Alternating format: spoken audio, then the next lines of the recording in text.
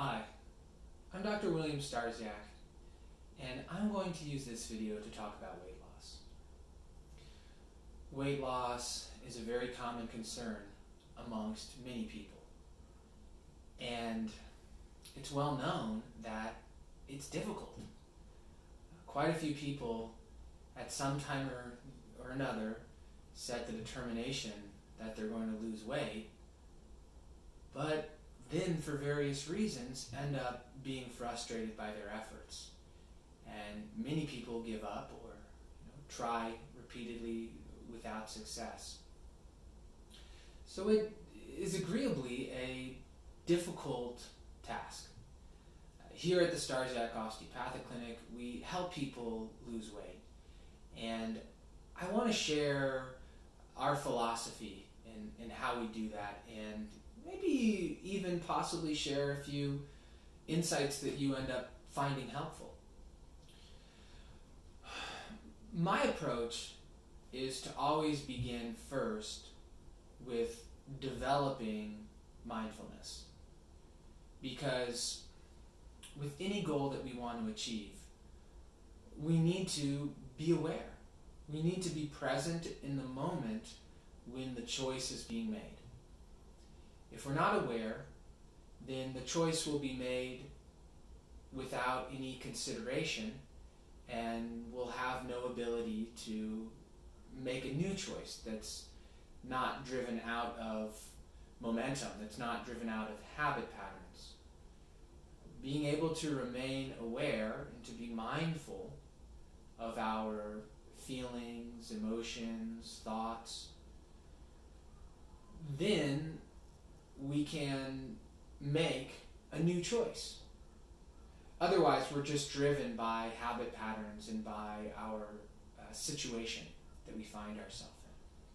So with weight loss, I'll very strongly recommend that every person who has that as their goal begin with meditating 5 minutes a day.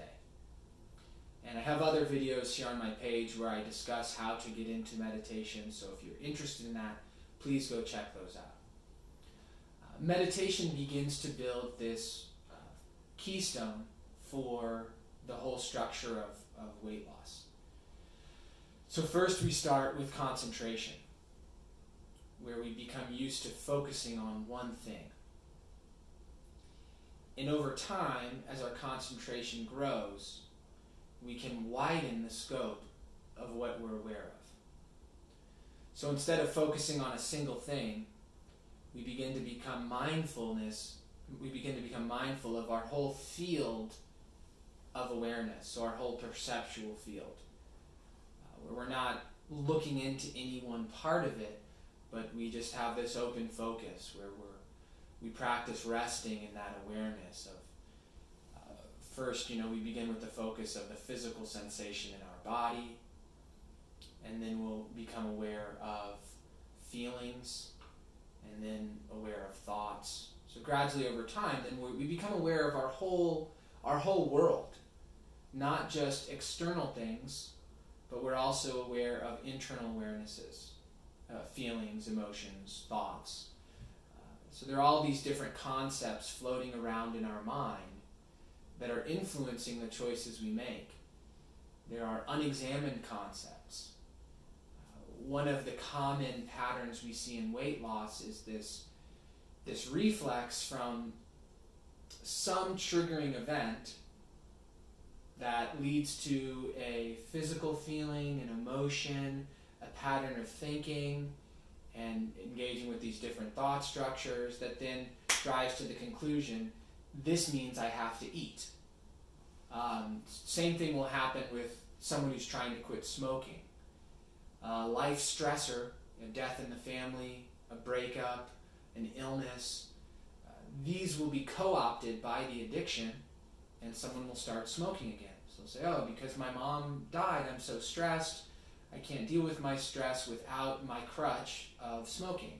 Or maybe for some folks it's eating. Or there's all sorts of things that we use in place of facing what's there. There are all sorts of things we can use as a distraction, so that feeling that we have from the triggering event so that we can try to avoid facing the roots of that feeling. So this is just another reason why mindfulness is important.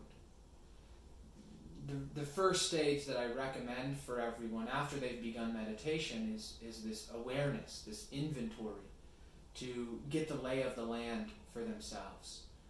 What is it that will have someone get out of the game? What are the sort of events, either in the past that we can recall or that occur as we're practicing this awareness? What are the things that have us break our commitment? A hard day at work, an argument with a loved one, getting stuck in traffic. So just being aware of what are the triggers that will have me break my commitment? What are the situations that increase my desire to indulge more in foods that aren't healthy? And what am I doing regularly? Starting with this inventory of what is my baseline? Exercise, what am I consuming? What am I taking in, both liquid and solid? What's my schedule like? What's my routine like? When am I going to bed? When am I waking up? And then my thinking on a regular basis. Like when I wake up, what am I thinking about? And throughout the day, where does my mind going to regularly? And then what other activities am I doing? If I'm on my phone, what are the thoughts and feelings that are coming from the content I'm engaging with my phone? Because all of this, helps us begin to see the full picture of our being, and we can begin to appreciate the balance of our being. Because everything is intertwined. The physical body is a reflection, its status is a reflection of the emotional, mental, spiritual aspects of ourselves, and vice versa. They all can affect each other. We can see this by considering the posture of a depressed person, or the posture of a confident, happy person. That confidence and happiness shows up in their body. If we smile, even if we don't have any reason to be happy, the moment we smile, we will feel happiness. So our physical body is tied in with our emotions, and even our thinking as well. This is another mindfulness that it's good to have. So there's this first state of, after beginning to establish some ability to be aware, remain aware, and be mindful, then we begin to get this inventory of things how they are. Next, we need to make our plan. And in the plan, we need to consider things how they are. We can say, well, I want to be here, but I acknowledge that I'm here. And I'm not going to get here by beating myself up for being here. We need to be intelligent about how we take on some sort of commitment. And this is going to be different person to person. But generally, we want to make the commitment that we know we can do. So just like at the beginning, I recommended 5 minutes of meditation a day. I didn't say an hour, because how many people would I lose if I said you have to do an hour a day? Maybe if over the course of a few years, you may grow into doing an hour a day. Maybe not. Maybe it goes up to 20 minutes or 30 minutes. But the important thing is that we start with what we will do. If we don't start to climb the mountain because we're intimidated by the size of the mountain, well then our looking at the mountain is no good. We need to look at the path in front of us and think about walking the path that is in front of us, taking that first step. So the plan needs to be realistic. And then we need to be persistent. Much like if you were planning a military campaign, you wouldn't try to take a whole bunch of land and then spread your troops thin. You would take the land that you could take, and then you would hold that land. So once we make that first step, let's say someone's drinking 6 Cokes. Their first step is, okay, I'm going to only drink 5 Cokes this week per day. Say they're drinking 6 Cokes a day. I'm going to only drink 5. I can do that. I know I can do that. And then at some point, 5 becomes normal. And so we move that forward. Okay, let's do 4 now. And then 4 becomes normal. Okay, let's do 3, and hey, you haven't been walking at all. Let's start having you walk 2 days a week. And then that becomes normal. Just like if you have a child that you're teaching to brush their teeth. for many years of their life, you have to remind them to brush their teeth in the morning and at night. But at some point, they're going to do it on their own. It's going to be completely normal.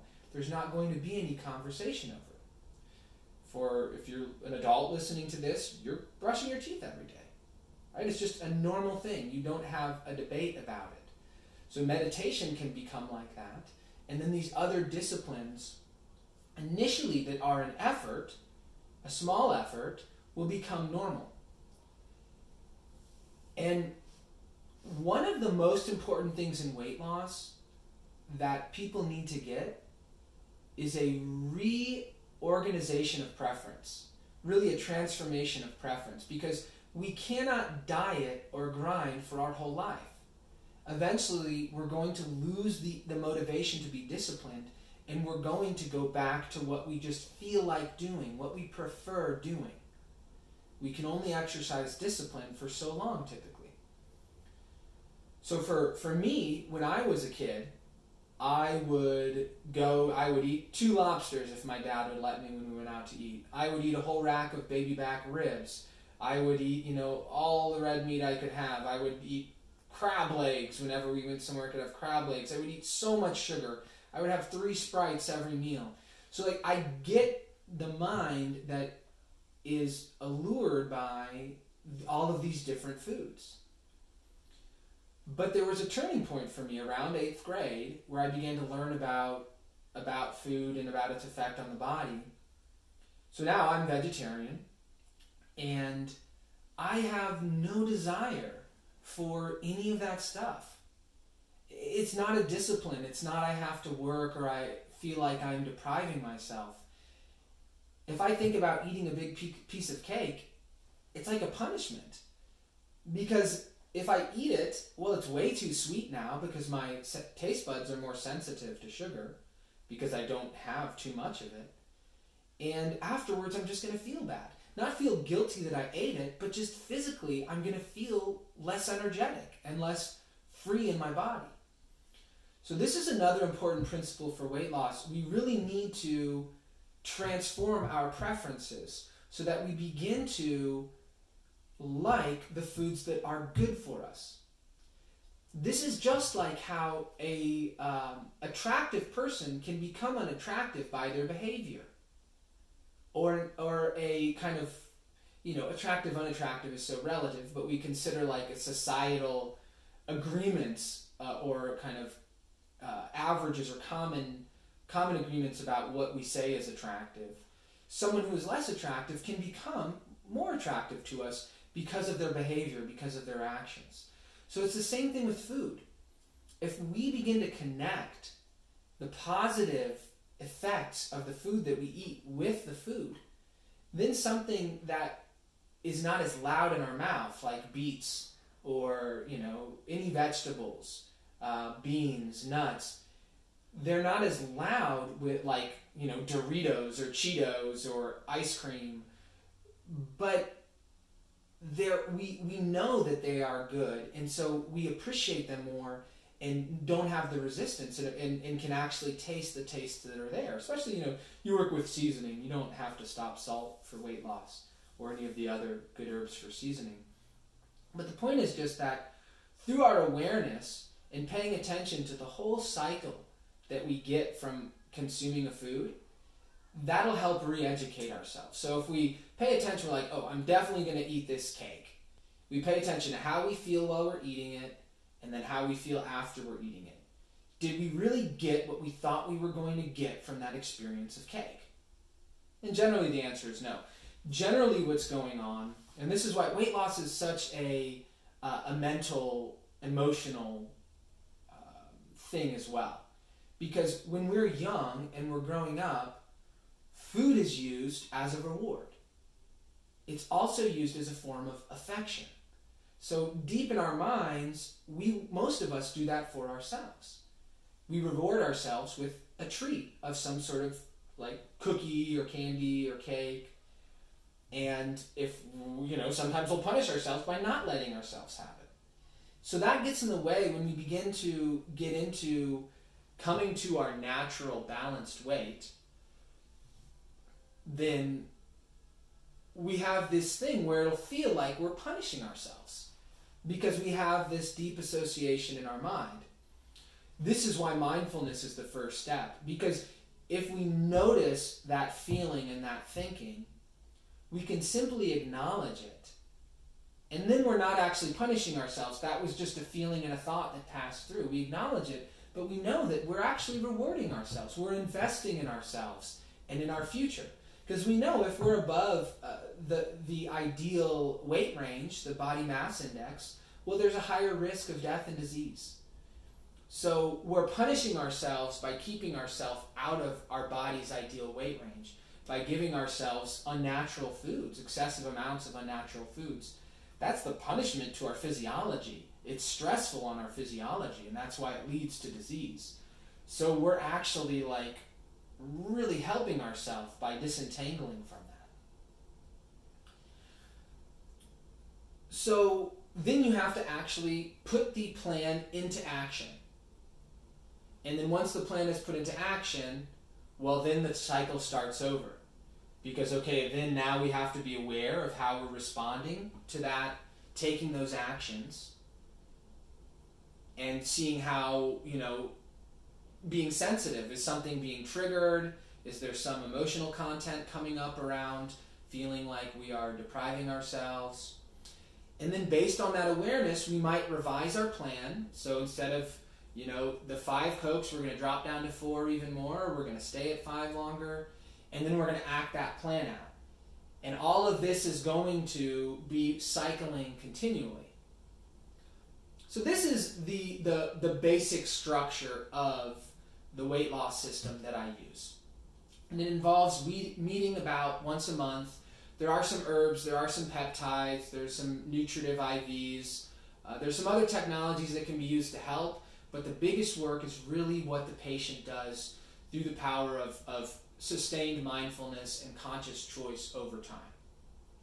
Now, I would love to work with you on weight loss if this is something that you're concerned about. If you have any questions about it, you can contact my office. You'll find all my information on my website, which is linked from my YouTube page. You can also put questions at the bottom in the comments. Please, like the video if you liked it, subscribe to my channel. And even if you're in another state and you want to work with me, we can absolutely do telemedicine. It works really well for weight loss. Thank you very much for taking your time to listen to my video, and I hope you have a great day.